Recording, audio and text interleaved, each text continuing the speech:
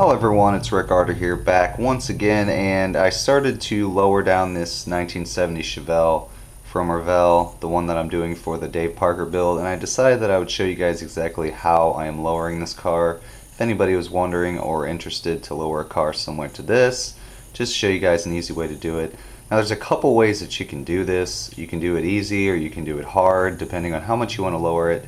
I am going to be lowering this car about 2 scale inches in the front and about an inch or 2 in the back. I still haven't done all the final measurements and everything, but I just want to show you guys and talk a little bit about this. So what I'm doing here, you can see how this is set up, and you can see on the left you got that little peg sticking up there, and that is the stock height. And on the right side here, you can see I've started to sand this down, and basically what I'm going to do is I'm going to sand this one here.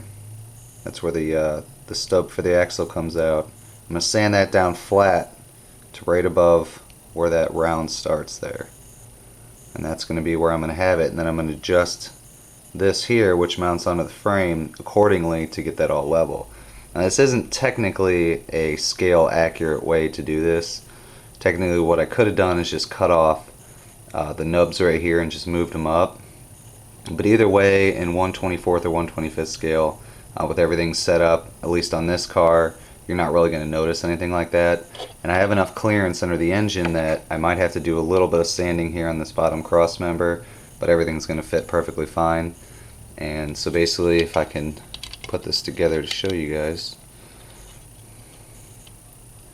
I'm also going to have to adjust, hopefully you guys can see that. You can see I've already gotten almost about 2 millimeters, which is where I'm going to want to be at for roughly 2 scale inches. And I'm also going to have to adjust the sway bar here, but nothing that's too big of a deal. So that's what I'm doing on the front. Back is pretty much similar.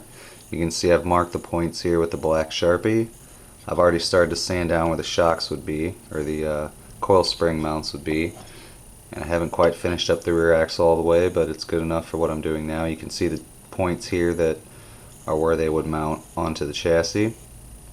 And I also have to sand down where I assume these would be what the upper control arms are, and they're just molded into the chassis. I'm going to sand that down to clear the top of the rear axle housing.